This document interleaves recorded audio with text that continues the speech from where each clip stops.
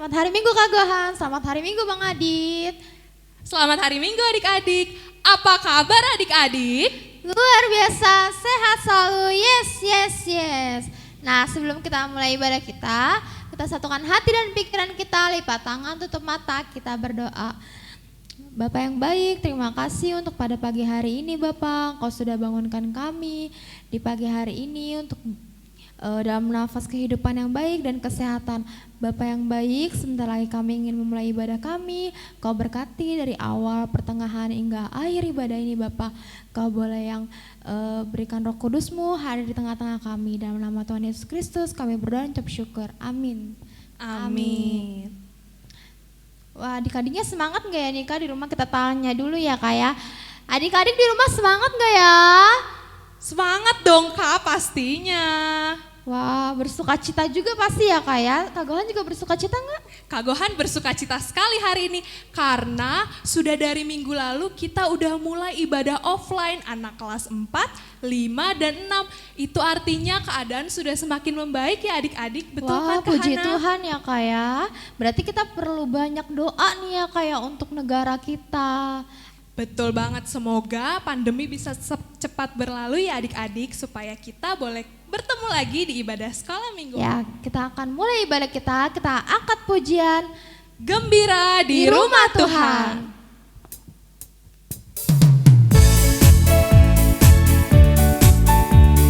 Ayo kita bernyanyi dengan sukacita.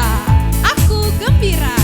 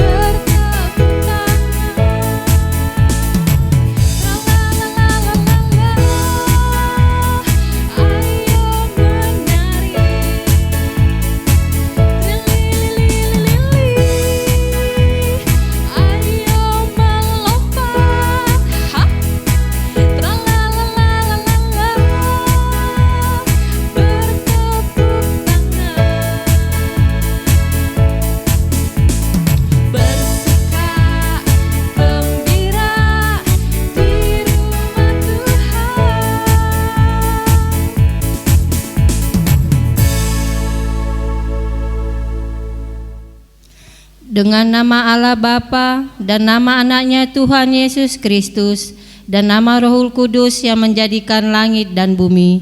Amin. Bagiku tidak ada sukacita yang lebih besar daripada mendengar bahwa anak-anakku hidup dalam kebenaran. Mari kita berdoa. Allah Bapa kami yang di surga, yang kami kenal di dalam nama anak-Mu Tuhan Yesus Kristus, Bapa yang baik, Bapa yang penuh kasih, di pagi hari yang indah ini ya Bapa, kami anak-anak-Mu datang sujud ke hadapan-Mu, berdoa, bermohon untuk mengikuti ibadah minggu pagi ini. Hadirlah Engkau Bapa di tengah-tengah ibadah minggu kami pada hari ini, agar kami mampu melaksanakan ibadah kami ini dengan penuh sukacita. Di dalam nama anak-Mu Tuhan Yesus Kristus kami berdoa dan mengucap syukur. Amin. Kak Gohan, tema kita minggu ini apa sih Kak? Tema kita pada ibadah minggu hari ini adalah merencanakan masa depan. Ayo adik-adik kita ucapkan bersama-sama ya. Ayo Kak Hana. Merencanakan masa depan. Seperti yang lagu kita akan nyanyikan, masa depan sungguh ada. Ya adik-adik kita bernyanyi dengan penuh sukacita.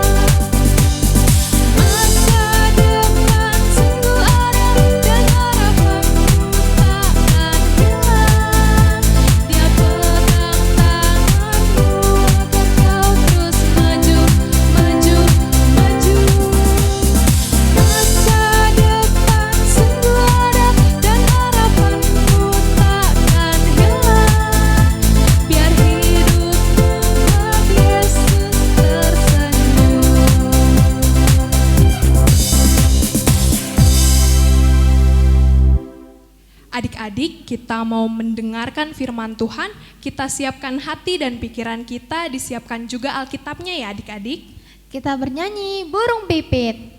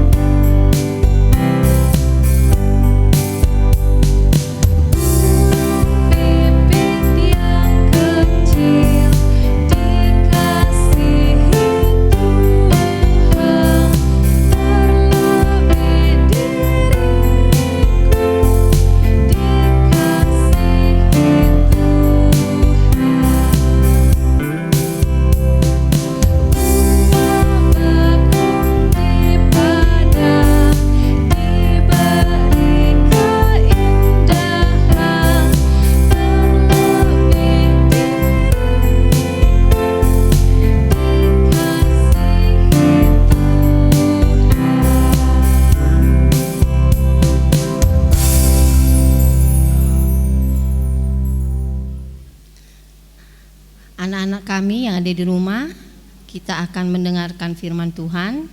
Sebelumnya, marilah kita bersatu di dalam doa.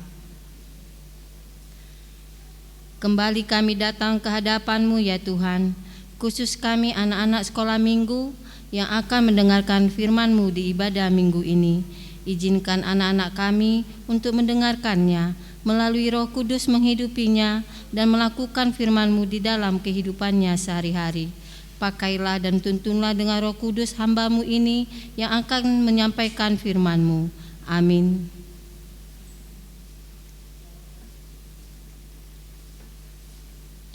Salam anak-anak kami yang ada di rumah.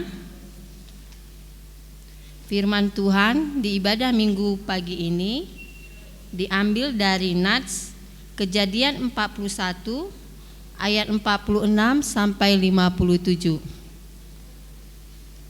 Ayo kita buka Alkitabnya, kita membaca bersama-sama.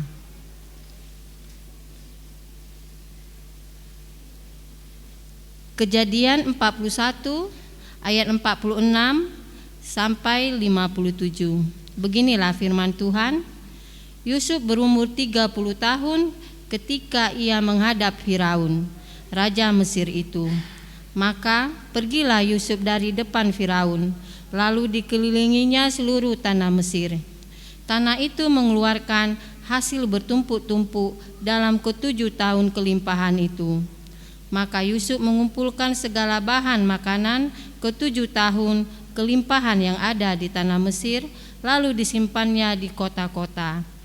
Hasil daerah sekitar tiap-tiap kota disimpan di dalam kota itu. Demikianlah Yusuf menimbun gandum seperti pasir di laut, sangat banyak, sehingga orang berhenti menghitungnya, karena memang tidak terhitung. Sebelum datang tahun kelaparan itu, lahirlah bagi Yusuf 2 orang anak laki-laki yang dilahirkan oleh Asnat, anak Potifera, imam Dion.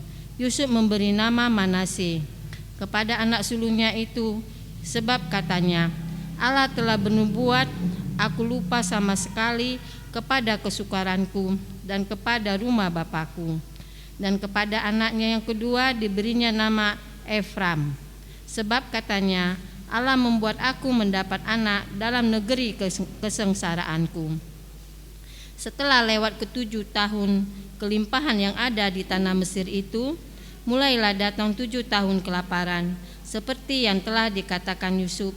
Dalam segala negeri ada kelaparan, tetapi di seluruh negeri Mesir ada roti. Ketika seluruh negeri Mesir menderita kelaparan dan rakyat menderita meminta roti kepada Firaun, berkatalah Firaun kepada semua orang Mesir, pergilah kepada Yusuf, perbuatlah apa yang akan dikatakannya kepadamu. Kelaparan itu merajalela di seluruh bumi.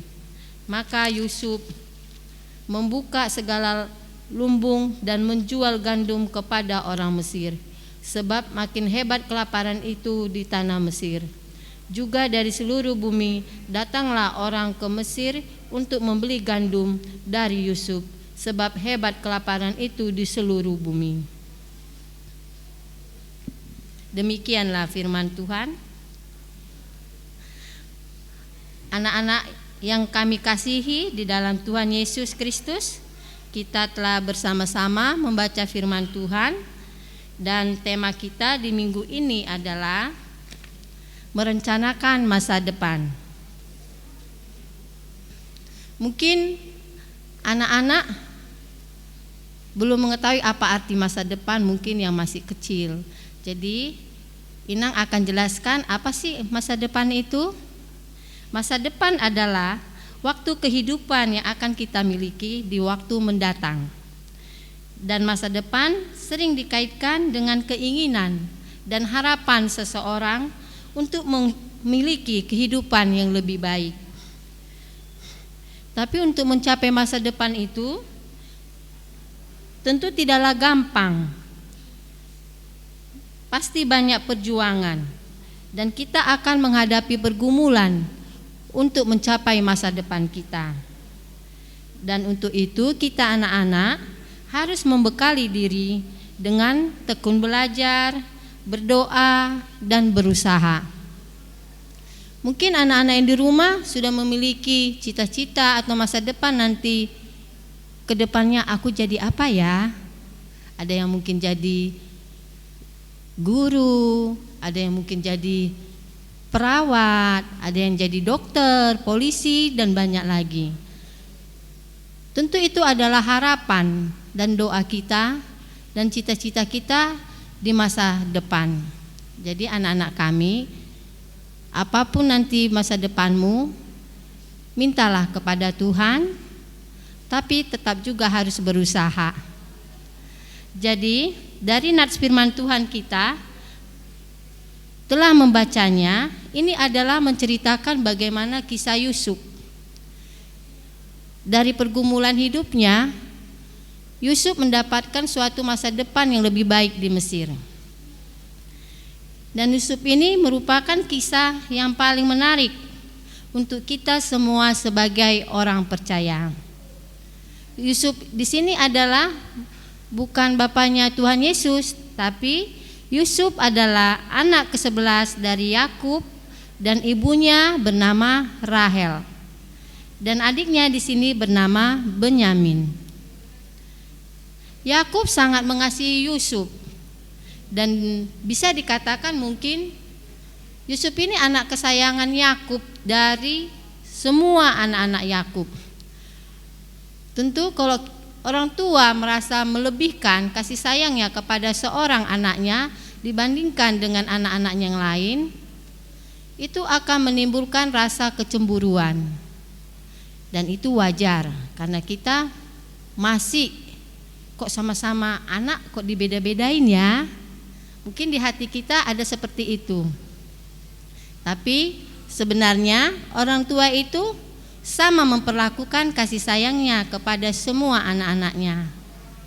Tidak ada perbedaan untuk menyayangi anak-anak satu sama lain. Semuanya sama disayangi orang tua. Karena Yusuf disayangi oleh bapaknya Yakub, ini membuat saudara-saudara Yusuf cemburu dan akhirnya mereka membenci Yusuf.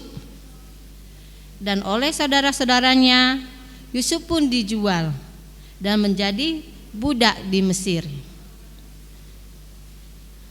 Banyak penderitaan yang dialami oleh Yusuf. Yusuf juga pernah dimasukkan ke dalam penjara karena difitnah oleh istri Potifar. Dari firman Tuhan ini menunjukkan bahwa Allah sedang bekerja di dalam kehidupan bangsa Mesir dan Yusuf, yang pada saat itu bangsa Mesir dipimpin oleh raja yang bernama Firaun, di mana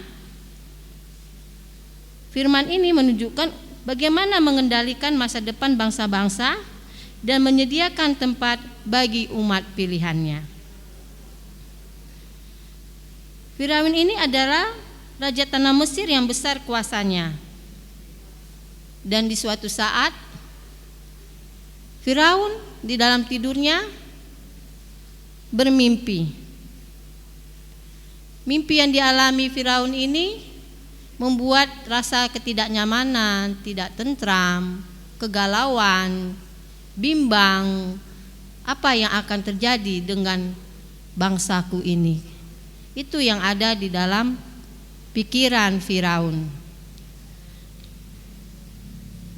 Makanya Firaun memanggil semua orang-orang nujum untuk menafsirkan apa arti mimpinya. Dan pada saat itu Yusuf sudah berada di Mesir. Dan Yusuf diberi hikmat oleh Tuhan. Dan Yusuf tahu tentang arti mimpi Firaun. Yusuf adalah orang yang cerdas dan bijaksana karena dia selalu mengandalkan Tuhan. Di dalam arti mimpi Firaun itu, Yusuf telah mempersiapkan segalanya apabila terjadi bencana kelaparan di tanah Mesir. Jadi, anak-anak yang kami kasihi di dalam nama Tuhan Yesus Kristus, dari pergumulan Yusuf di tanah Mesir, dia di sana memperoleh suatu sukacita, masa depan yang lebih baik. Dari nats ini kita perlu meneladani bagaimana karakter Yusuf dan harus dimiliki oleh setiap orang yang percaya akan Tuhan. 1. Yusuf takut akan Tuhan, di mana Yusuf teguh iman percayanya dalam menghadapi godaan. Dan begitu juga dengan anak-anak kami, harus takut akan Tuhan. Misalnya anak-anak kami tahu ada sesuatu kesalahan yang kita buat, tapi kita merahasiakannya, tidak memberitahu kepada mama atau kakak atau bapak, tetap dirahasiakannya. Tapi hendaklah jangan takut karena nanti dimarahi, jangan. Tapi tetap takutlah akan Tuhan. Godaan pasti banyak akan dijumpai anak-anak di dalam kehidupannya sehari-hari. Misalnya, pada saat ini sekarang kita belajar secara online.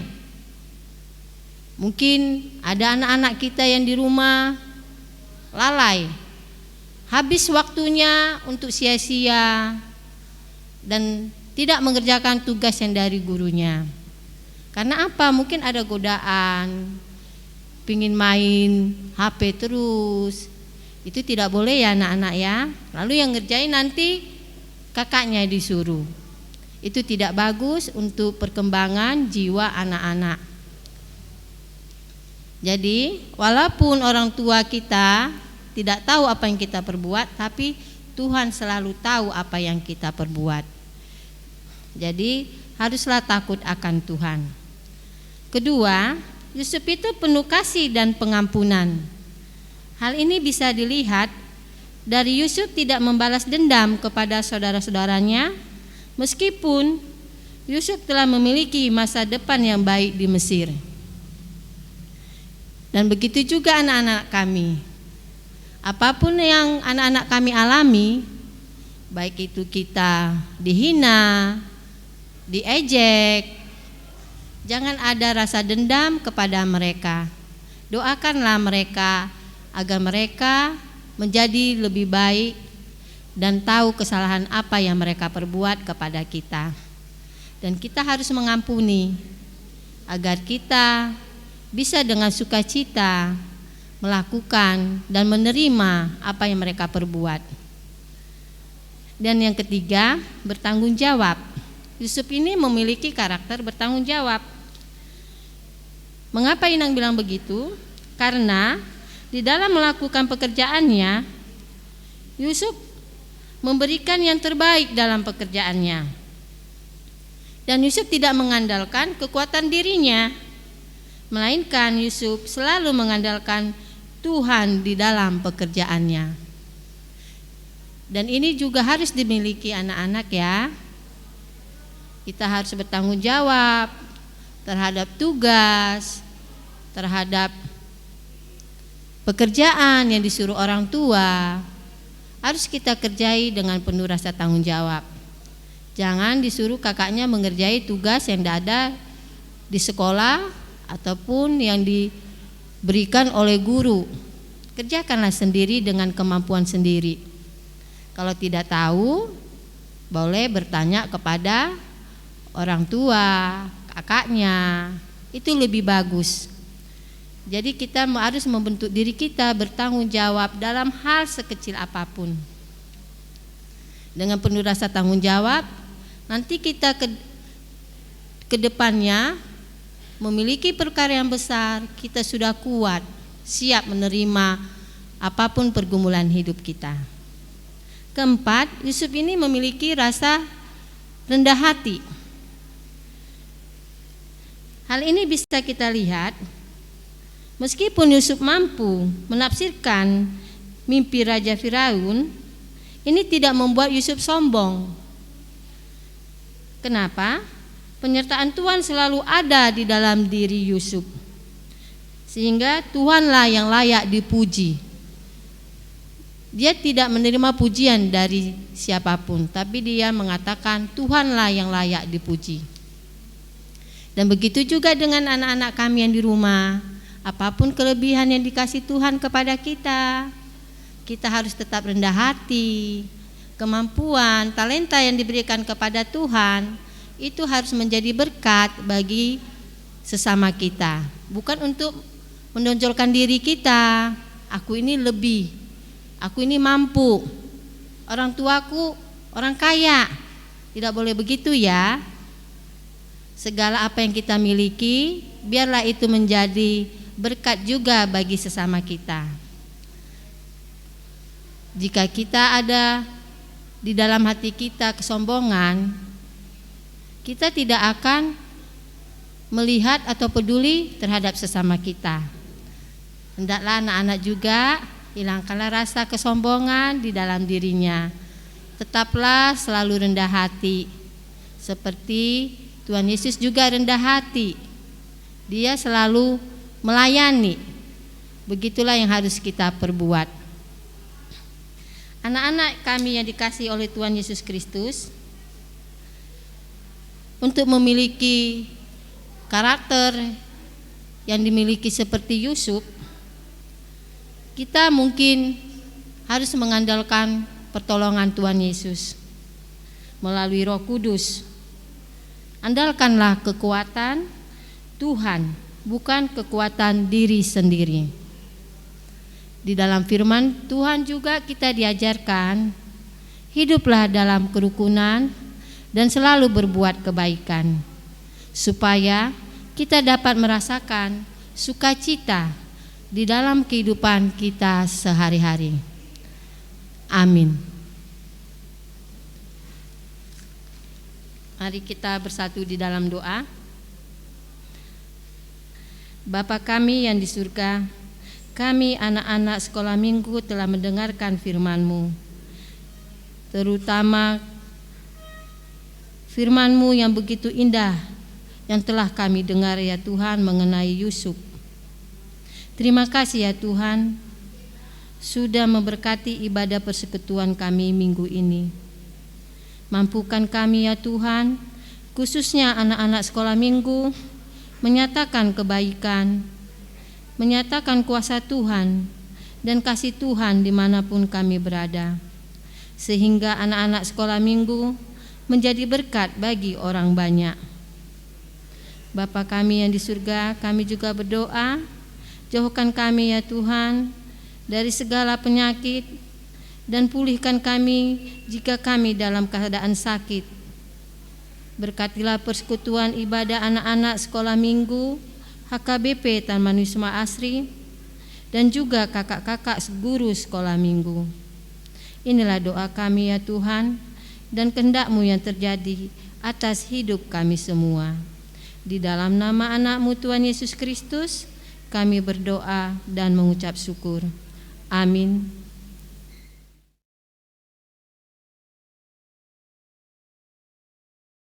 Halo adik-adik yang di rumah, selamat hari Minggu.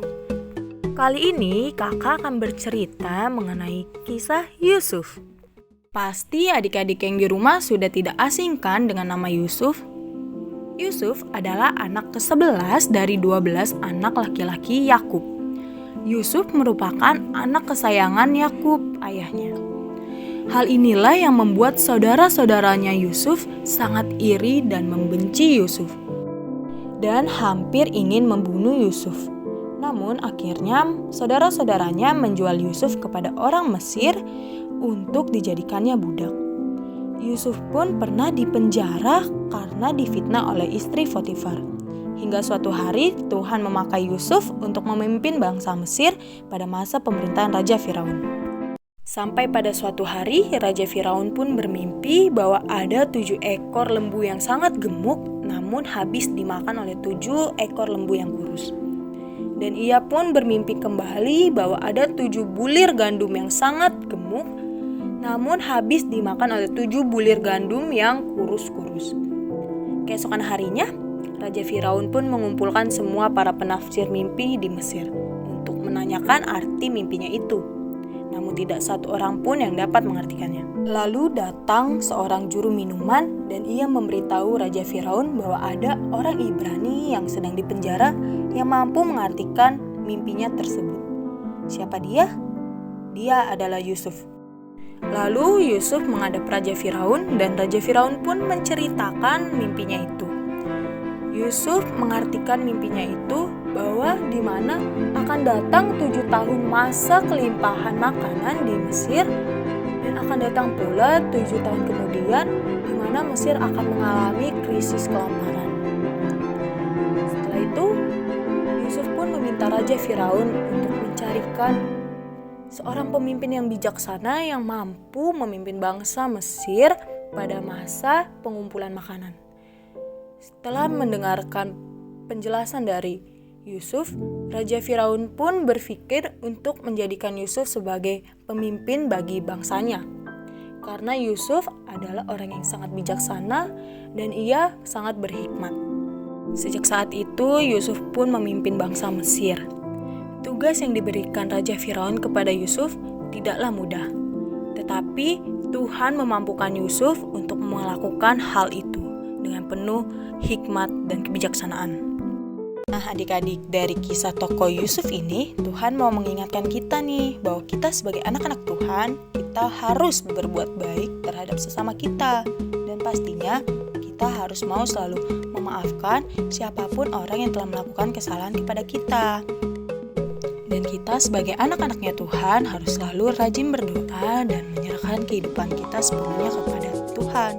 Dan percaya bahwa janji-janjinya Tuhan itu nyata dan amin dalam kehidupan kita loh adik-adik. Tuhan pastinya akan menyediakan apa yang kita butuhkan dan mencukupkan itu semua.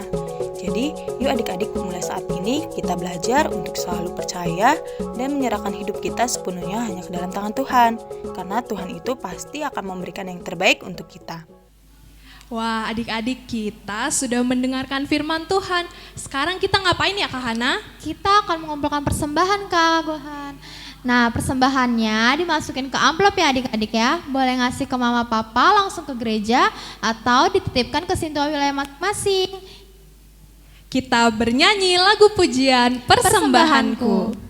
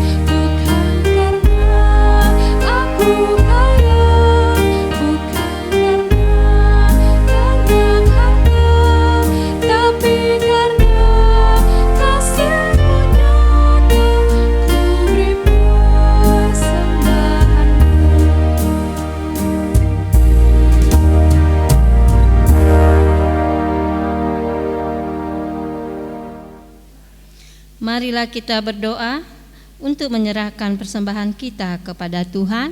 Kita berdoa. Bapa kami, Tuhan Allah yang Maha Kuasa yang bertahta di sorga, kami mengucap syukur dan terima kasih kami kepadamu ya Tuhan, di mana Tuhan memperkenankan anak-anak di dalam kerajaan-Mu. Di sini kami menyampaikan persembahan kami, kiranya Tuhan menerimanya untuk kemuliaan nama-Mu. Amin. Kita bersama-sama berdoa, doa Bapa kami. Bapa kami yang di sorga, dikuduskanlah nama-Mu, datanglah kerajaan-Mu, jadilah kehendak-Mu di bumi seperti di sorga. Berikanlah kami pada hari ini makanan kami yang secukupnya, dan ampunilah kami akan kesalahan kami, seperti kami juga mengampuni orang yang bersalah kepada kami. Dan janganlah membawa kami ke dalam pencobaan, tetapi lepaskanlah kami daripada yang jahat. Karena Engkau yang mempunyai kerajaan dan kuasa dan kemuliaan sampai selama-lamanya. Amin.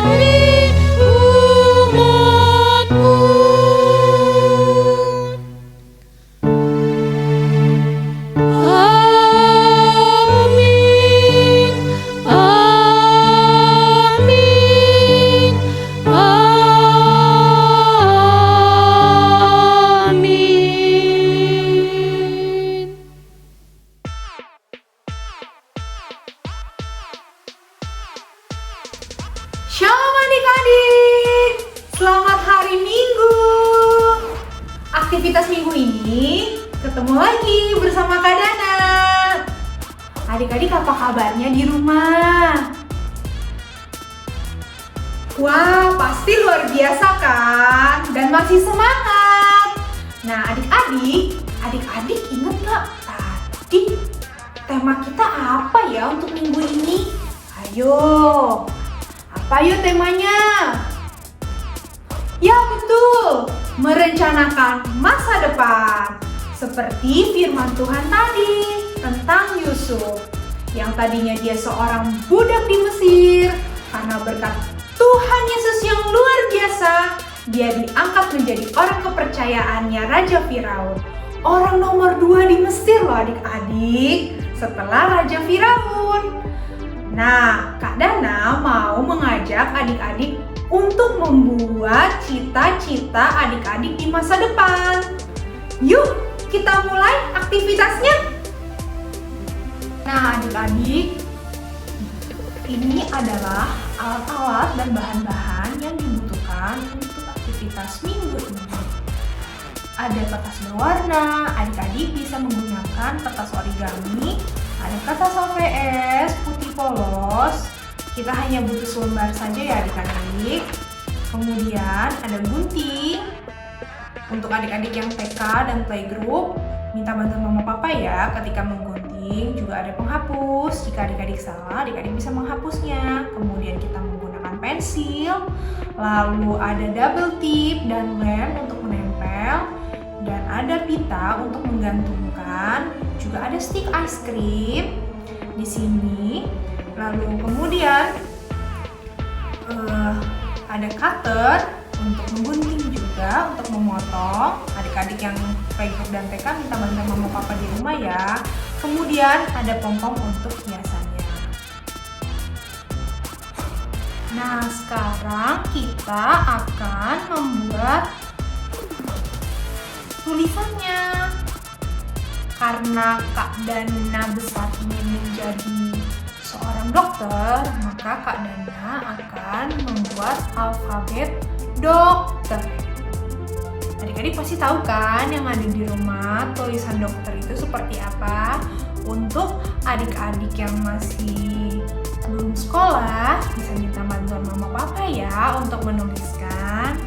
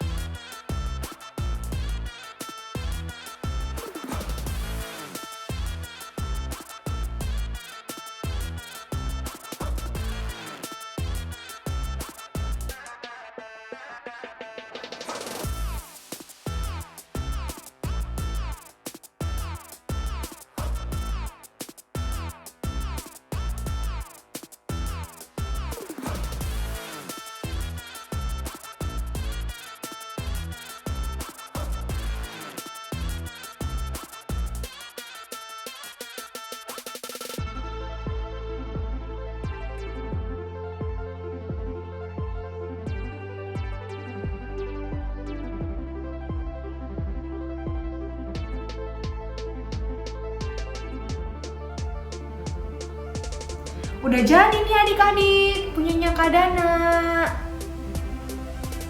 Tinggal ditempel. Untuk hiasannya nanti kita pakai ini. Adik-adik di rumah boleh kok pakai dari kertas origami saja, dibikin seperti bintang atau bikin lingkaran, bunga, sekreatifnya adik-adik di rumah.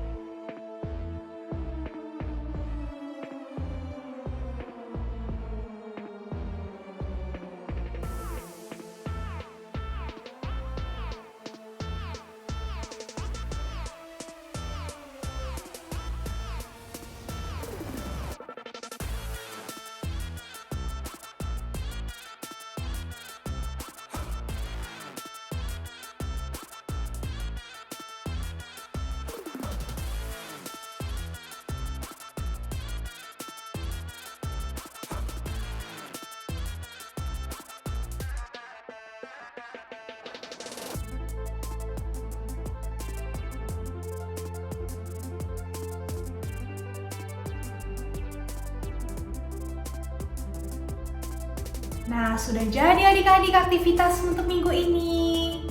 Adik-adik, jangan lupa ya buat ini di rumah juga. Sesuai dengan cita-cita adik-adik di masa depan. Kalau adik-adik ingin menjadi guru, buat tulisan ini menjadi guru. Atau jika adik-adik ingin menjadi seorang pendeta, tulis juga di sini buat menjadi pendeta. Nah, ini bisa adik-adik gantungkan di kamar adik-adik atau di atas meja belajar adik-adik. Jadi ketika adik-adik akan mau tidur atau bangun tidur dan pada saat ingin belajar, adik-adik mengingat cita-cita adik-adik, kemudian adik-adik mendoakannya dan meminta kepada Tuhan Yesus untuk dapat diwujudkan di masa depan. Tapi adik-adik tidak boleh bersedih jika di masa depan nanti, misalnya adik-adik ingin menjadi seorang guru, lalu kemudian adik-adik tidak menjadi seorang guru. Jangan bersedih, pasti Tuhan Yesus memiliki hal yang luar biasa dari itu. Oke adik-adik, jangan lupa ya, kirim aktivitas ini ke kakak sekolah minggu yang nomornya ada di bawah ini. Paling lambat hari Rabu. Shalom adik-adik, selamat hari Minggu, sampai ketemu lagi di aktivitas berikutnya. Anak-anak kami yang ada di rumah, kami para Lado dan juga kakak-kakak sekolah minggu mengucapkan selamat hari Minggu dan sampai jumpa di ibadah minggu depan. Tuhan Yesus memberkati. Dah.